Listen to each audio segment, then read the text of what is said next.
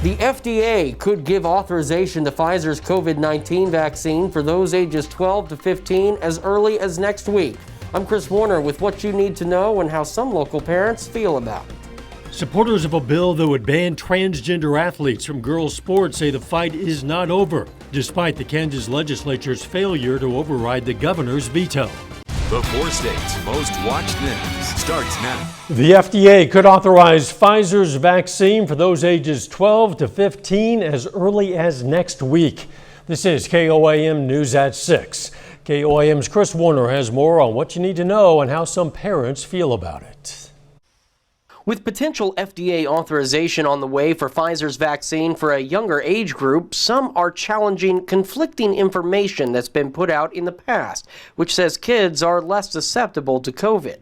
Mercy's infectious disease preventionist Donna Stokes explains why the vaccine is important for the 12 to 15 age group. Adolescents, they can acquire COVID. Their symptoms may be mild, but we do know that they can also develop significant and severe illness. So if we can prevent that, number one, we certainly want to do that. Stokes says it goes beyond just keeping the kids well. They can have mild illness, asymptomatic, in fact, and don't even know that they're contagious. So if we can prevent that, we can prevent their contact with other people that are susceptible and prevent that transmission of illness. Rebecca West is a 15-year-old and 16-year-old at home. She says she believes in vaccines and she and her teens get the flu shot every year. As a parent, I feel that it's safe. My 16-year-old's already got her first vaccine and no side effects. West says it's important to her to keep them safe. But anything to keep your child from getting any illness, I believe, is needed. In our post on Facebook, more than 250 people responded, weighing in on both sides. Many parents agree with West about getting the vaccine to kids, but not everyone does.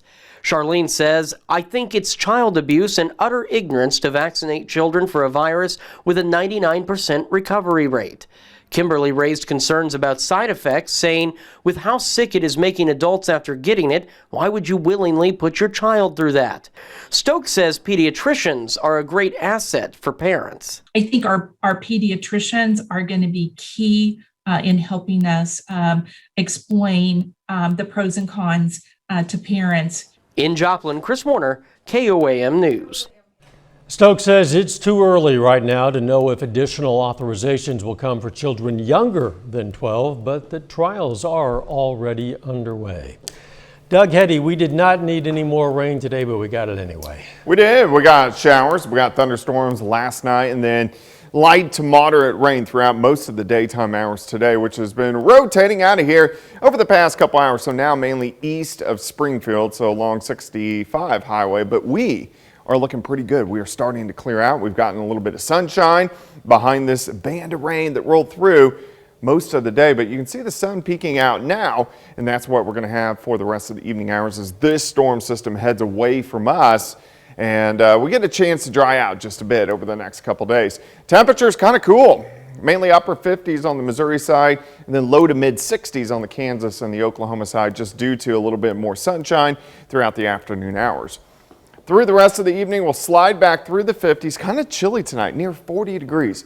Could see a little bit of patchy fog as well, so we got to watch out for that. Of course, we're going to look at the rest of the work week here in just a bit. All right, see you then. Thanks, Doc. A man who fatally shot 3 people at Jewish sites in Kansas has died in prison. The Kansas Department of Corrections said in a news release today that 80-year-old Frazier Glenn Miller Jr. died yesterday at the El Dorado Correctional Facility. Miller, who was also known as Frazier Glenn Cross Jr., was sentenced to death for the 2014 killings in Overland Park, Kansas. The DOC says an autopsy will determine his cause of death. The Pittsburgh Police Department says a 16-year-old was behind the wheel of that car that hit a Pittsburgh Casey's. The department released more info on that crash today. They say the 16-year-old drove the car up on the curb along the walkway on the east side of the building on South Broadway, then hit the building and caused significant damage. No one was hurt. Still ahead, Kansas lawmakers failed to overturn the governor's veto of a bill that would ban trans athletes from girls' sports. We're going to have reaction from both sides of the debate. And later, area communities compete in a battle of charity. Republican lawmakers in Kansas have cut income taxes, lowered the age for carrying a concealed gun, and tightened state election laws by overriding Democratic Governor Laura Kelly's vetoes of those measures. A series of votes in the GOP-controlled legislature demonstrated that its Republican supermajority can control policy if they hold together. The tax measure will provide $284 million in relief over 3 years. The gun legislation will allow 18, 19, and 20-year-olds to carry concealed firearms. The elections bill will make it harder for people to collect absentee ballots from voters and deliver them to election officials. The legislature failed to override a veto of the Fairness in Women's Sports Act. It would have banned transgender girls from participating in girls' sports. Reporter Danielle Martin has a reaction from both sides of the aisle after the failed vote. 2 opportunities for some students, 0 for others.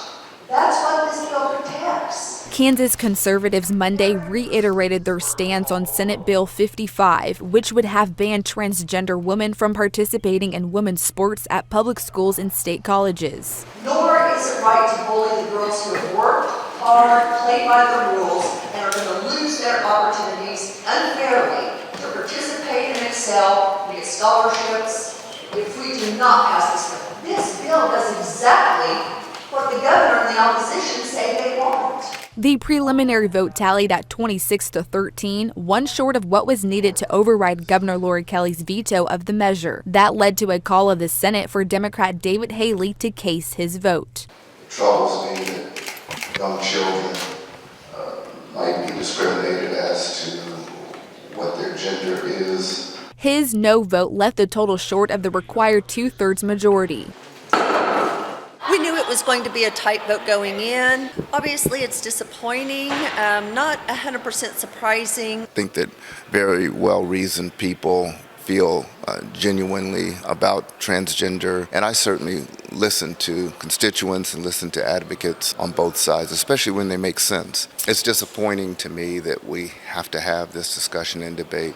I understand that many feel these issues need to be addressed. We really shouldn't have to go through this. We have bigger matters to address here in the Kansas legislature. Advocates say the result is a win for transgender youth, while opponents say the fight is not over. So if this bill would have passed, we would have seen a lot of hopelessness and potentially more suicides of our trans youth across the state. With this, we're very relieved that this bill did not pass, because it sends a message to our trans youth that they can belong in Kansas. We're going to keep working on this issue. We're going to keep talking to leadership in both chambers, but we're also going to make sure that voters know how their legislators voted today and what the governor has done. Governor Kelly called the bill divisive and said it made the state unwelcoming for business. Still ahead, it's Teacher Appreciation Week, and we're going to hear from some experts about what makes a great teacher. Plus, after all the rain that we had last night and today, we're going to dry out a bit, but more rain in the forecast. We're going to look at that coming up.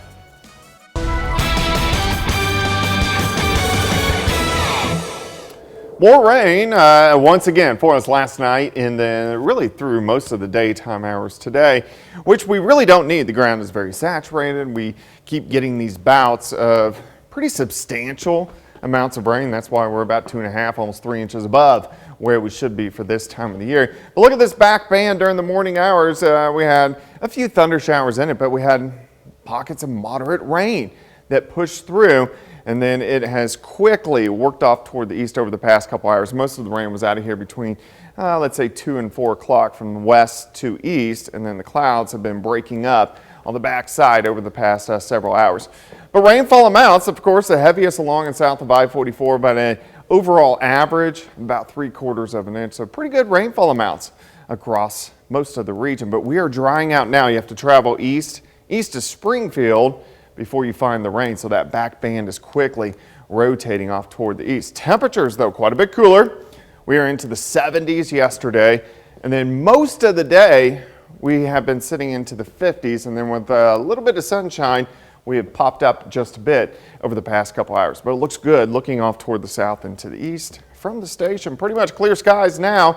sitting at 58. Northerly winds at about 10. Pressure steady. Humidity is at 65%.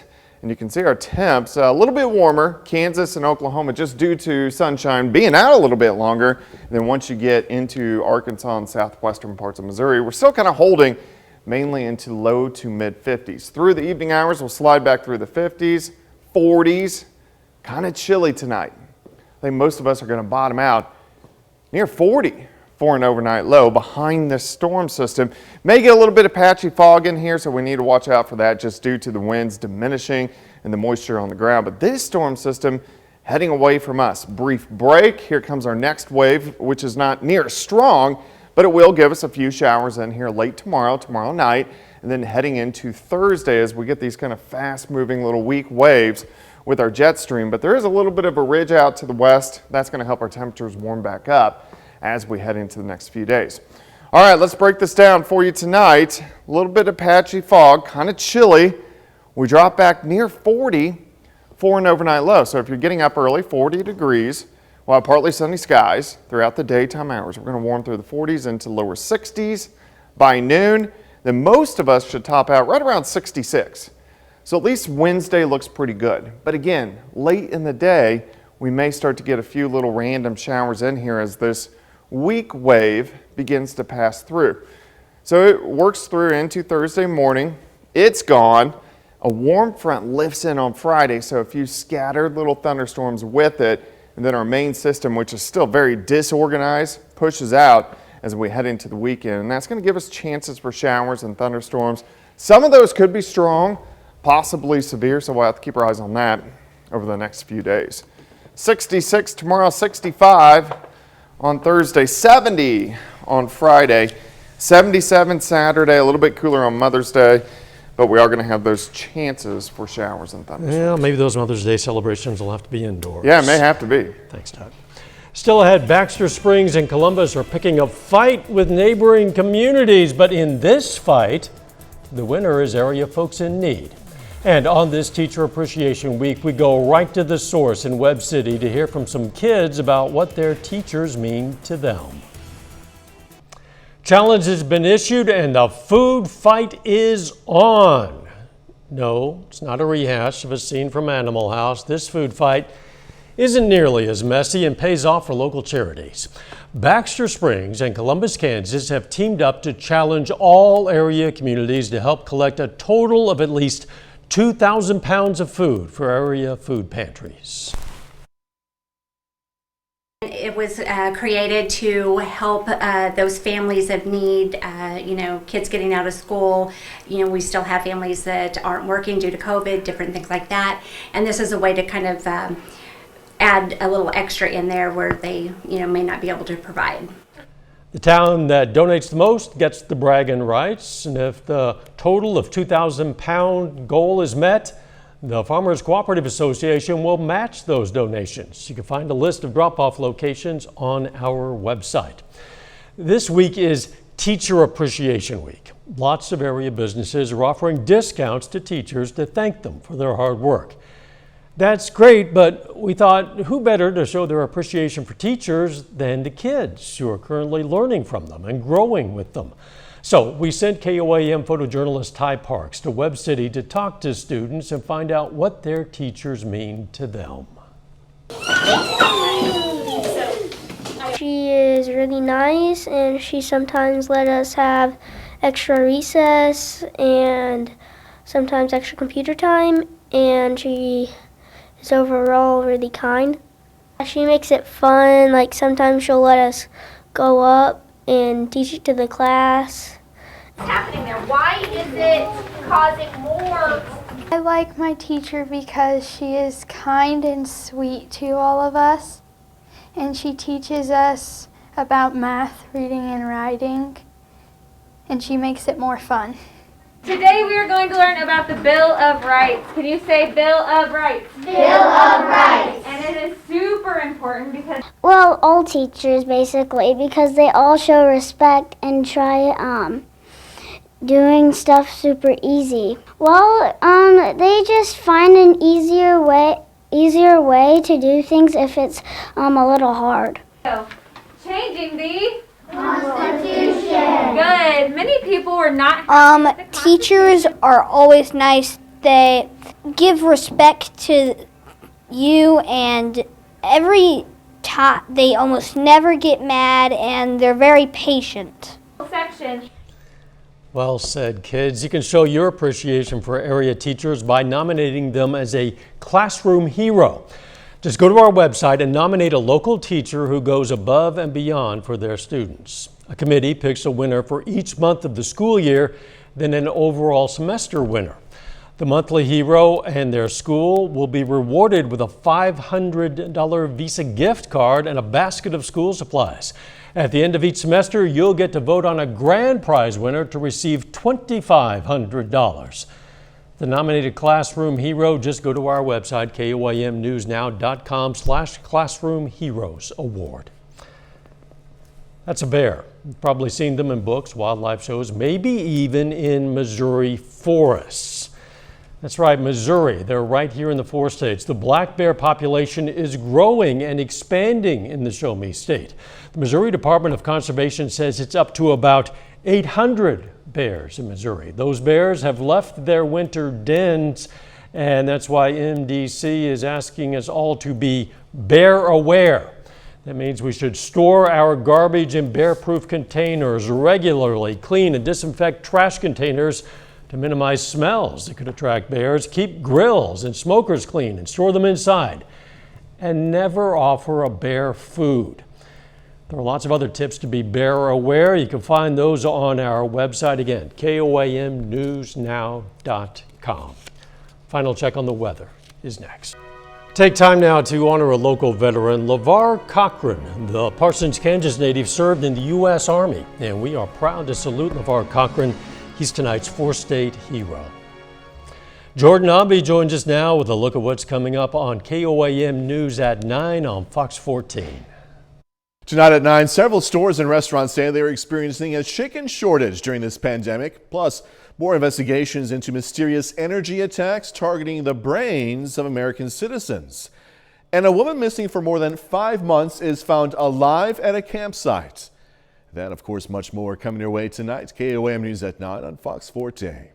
Jordan, thanks. A woman in Jefferson City, Missouri found this very unusual object poking out of the soil in her yard over the weekend.